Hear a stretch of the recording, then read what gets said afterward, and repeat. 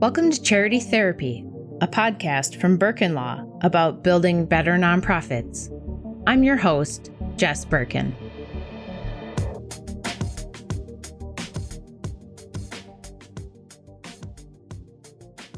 Hello, and welcome to this episode of Charity Therapy. Today, I am joined by Alicia Barga. Alicia is the owner of Ripple Event Marketing, and we are a perfect pair because she creates online courses for small nonprofits, teaching them how to plan successful fundraising events. And I love online courses and creating good things for small nonprofits.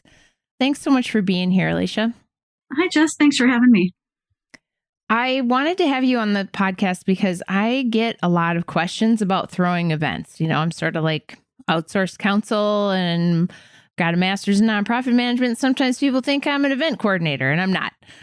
So I thought you'd be a great guest to chat about those things with me. And before we dive in, I have to know, in your experience working so long in nonprofit events, what's the most unique event you've ever worked on? I have a couple. And what I think makes these two events unique is the venue that was chosen. So the first one was for a nonprofit where we hosted the event at CHS Field in St. Paul. And it was really fun. It was a family-friendly event. It was a bags tournament, but it was also family-friendly. So we had activities for kids. And so we had the boards and the bags competition on the field at CHS Field, which was really cool. And then at the time, this was a new thing, and it was called knocker ball. And it's these giant clear soccer balls that you get inside of, and you can roll yourself around. You can have others roll you around, and you bounce into each other. And it was super fun. That's awesome. It was a great event. We had some therapy dogs out there. This organization was for male caregivers of family members that were going through either cancer or, some type of ailment. And so it was just a fun blend of things to do. And then the second one was for a school foundation, and we hosted a dueling piano event at an airport hangar in the North Metro. That's fun. It was really cool. Just a unique venue and a unique type of event, not your typical gala. Right. I got to know, a bags event? What is that? Cornhole. Oh, beanbag toss. Yes. Bag toss. Gotcha. Yep. I feel like that may be a very Midwest specific game. I don't know. We'll find out. Listener comments shall tell us. Cornhole. Do you call beanbag toss cornhole, or is that just Minnesotans? All right. Anyway. I'd love to know that as well. I know, right? It's normal to us. Moving on. Let's get to the first question. Are you ready? I am ready. All right. Next year, we're celebrating a 25th anniversary of our work. Woohoo! And we're looking for an innovative and creative event to put on.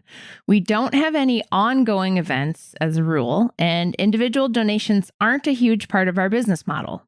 The outcomes we want for this event are to recognize stakeholders, funders, and partners in our work, to expand awareness around our new 5-year strategic plan, and celebrate our achievements.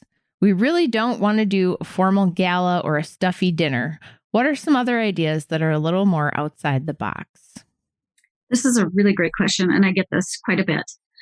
So my first comment on this, and you're going to hear me say this a lot, is that the key to any successful event, no matter what it is to start with your target audience in mind and then build your event around that audience. So, you talked about your stakeholders and funders and partners. So what commonalities do they have both demographically and psychographically?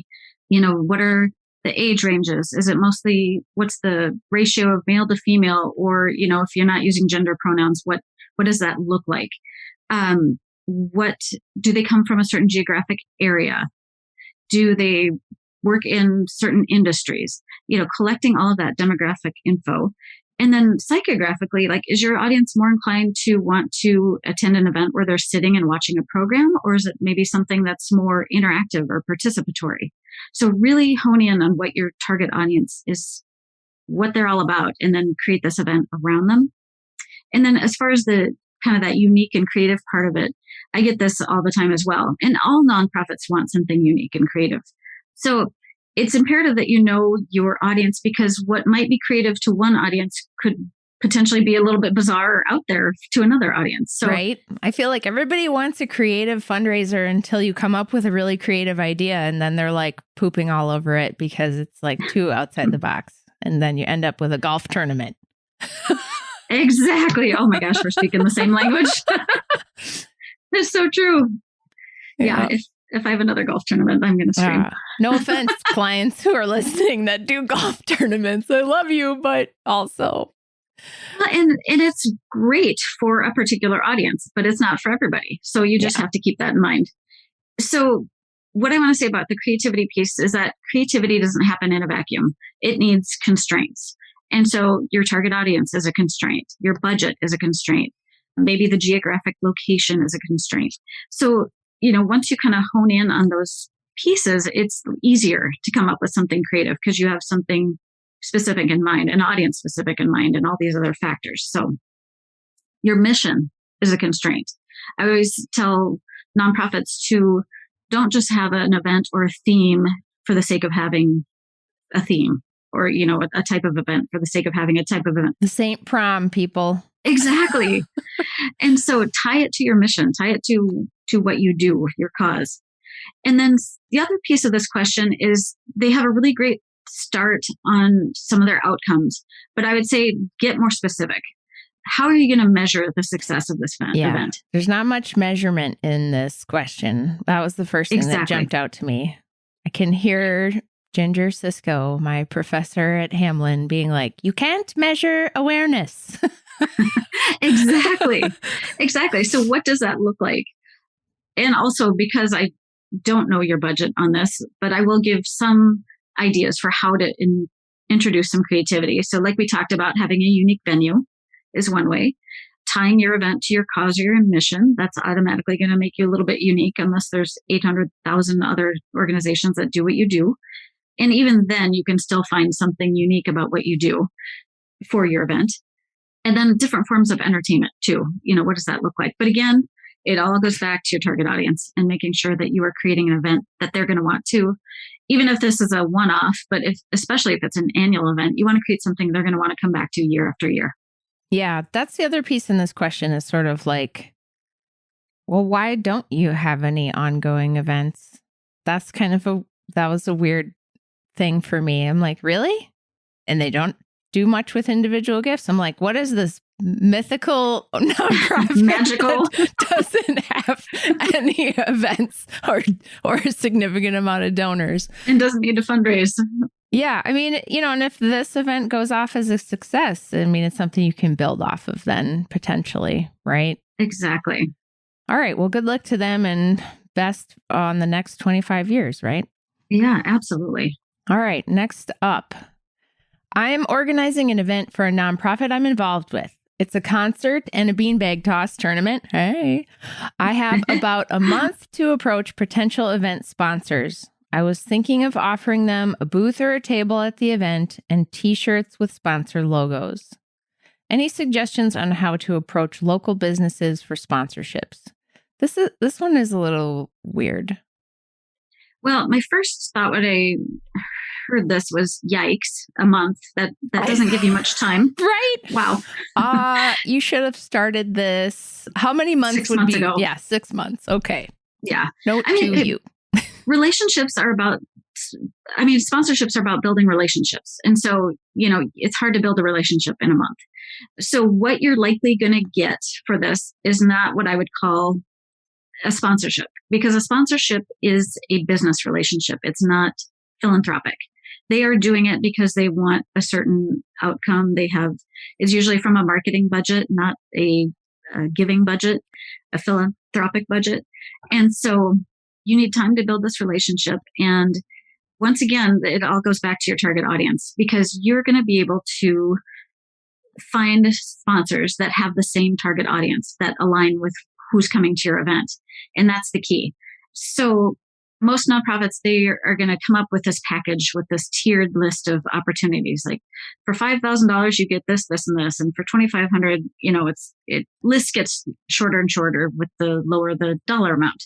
What I recommend is a different approach. And it's approaching your sponsors individually and seeing what they're hoping to get out of the sponsorship, and matching that, making it match up and trying to figure out a dollar amount that works for both of you. Sponsorships should be win-win situations. It shouldn't be where you feel like you're going through all kinds of work for one sponsor that's giving you $1,000. But it also shouldn't be, hey, we'll slap a logo on this. Please give us $5,000. Well, and there's the assumption that we already know what our sponsors want, and we have predetermined this menu of benefits, and we've predetermined how much money that is worth to you to advertise, basically, at our event. There's a lot wrong with that. There's this whole idea that came up at this sort of unconference that I went to a long time ago about sending people a blank invoice. And this was in a lawyer context, but that's kind of the similar idea here is like, we don't need to assume that we know what the value is that they're placing on this. Why not have a conversation with them about what is important to you, what is valuable to you?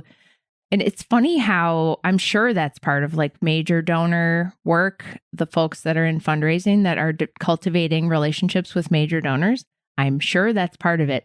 But why do we lose sight of that when it's corporate sponsors? Yes, it's going to be an expense on their marketing thing and not philanthropic, and they're not necessarily a donor in the same way. There are legal things around that people need to be aware of, and what you're doing with how you talk about them at the event, and call your lawyer for more advice on that. But the idea that we can just pre-plan this menu and go, this is what we're going to do. We're going to put a little logo on the beverage cart at our annual conference and call that $3,000.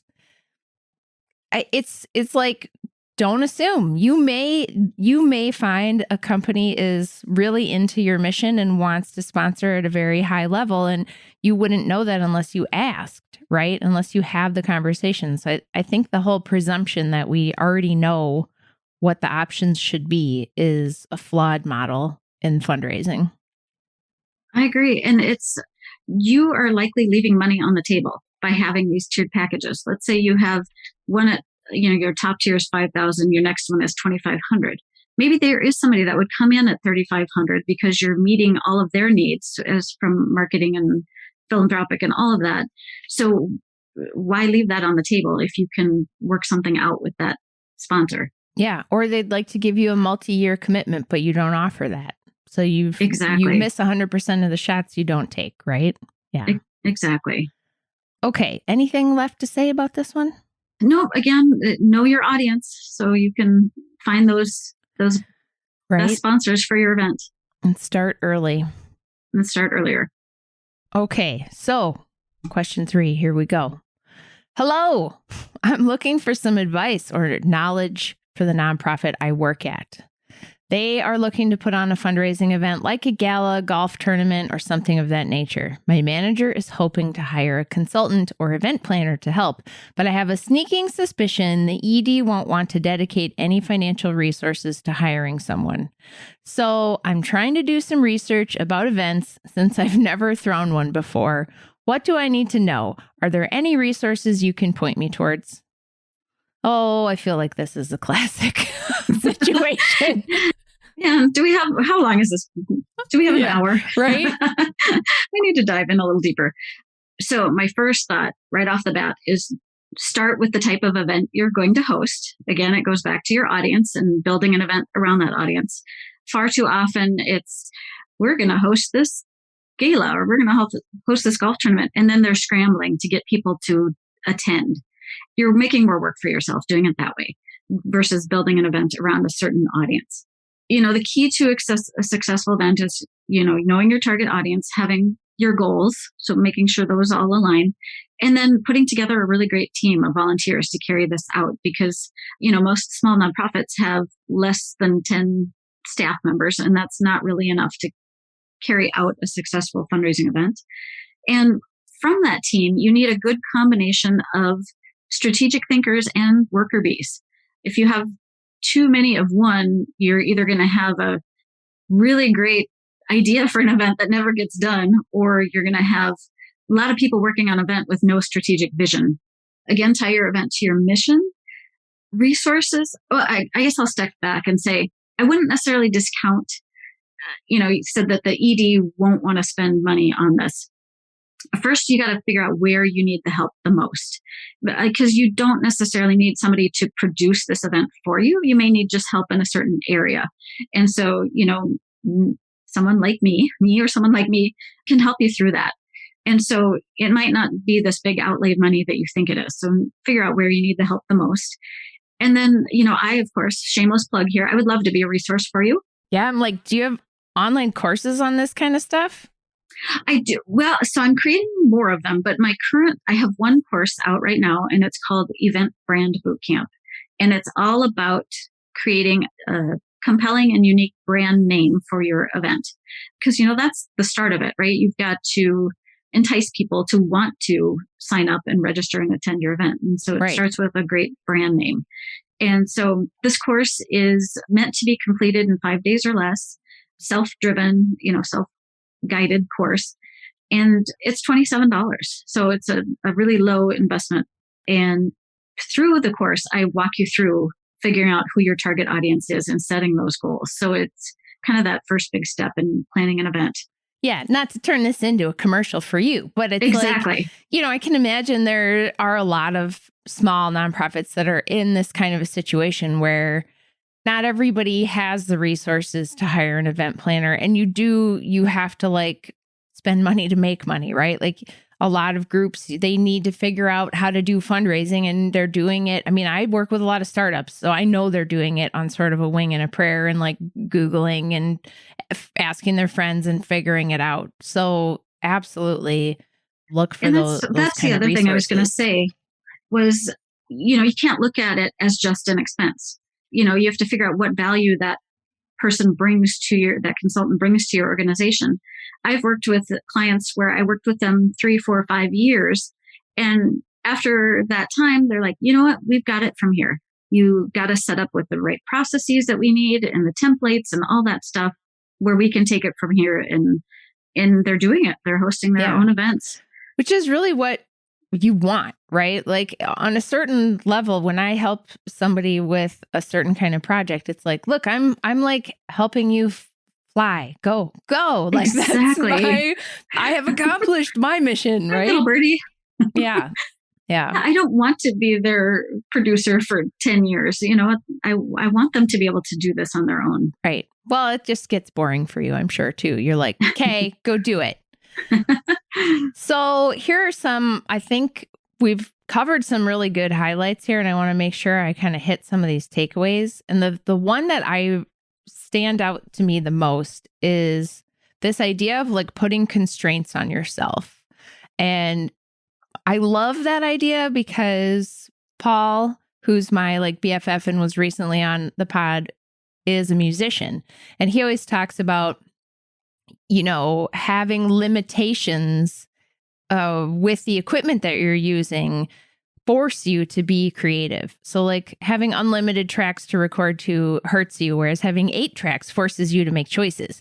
And so I love that idea of putting constraints on yourself, and it limits you in a way that encourages your creativity. And so then you have to make choices, tie things to your mission. Think about who's going to be there. Think about, well, we only have these 3 options for the event to be there. Now that we know we have these 3 location choices, what does that mean for us, right? I love that constraints equal creativity piece. And then I think one that I don't want to miss is y'all need to be starting early and not be like, oh, we have to do our fundraising event 30 days from now. Let's get started. Start earlier, I know earlier. It's hard. It's really hard when that was so Minnesotan. It's hard. Oh, yeah.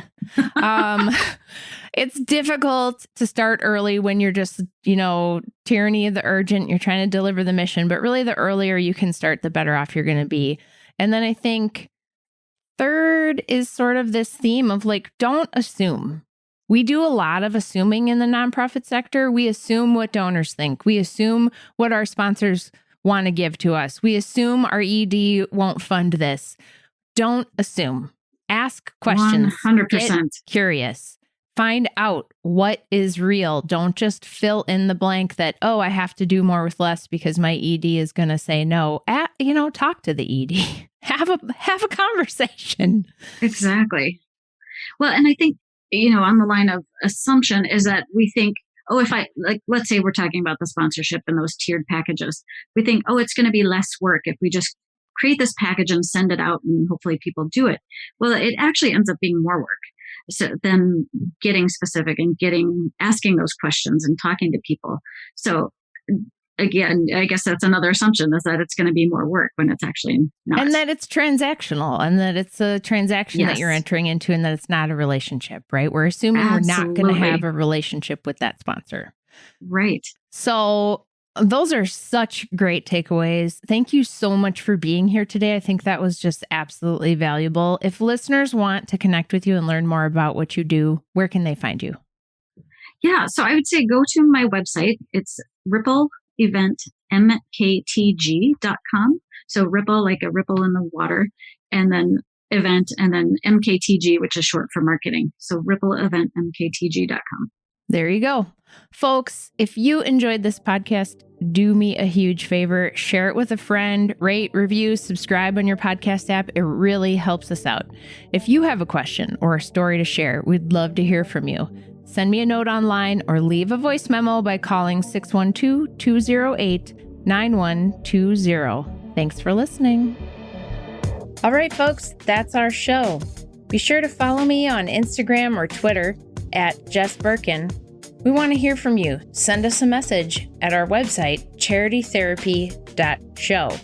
And don't forget to subscribe to our newsletter at birkinlaw.com/signup. Charity Therapy is a production of Birkin Law Office, PLLC. Our theme song is by Whalehawk. And remember, folks, this podcast is produced for your entertainment and is not a substitute for actual legal advice.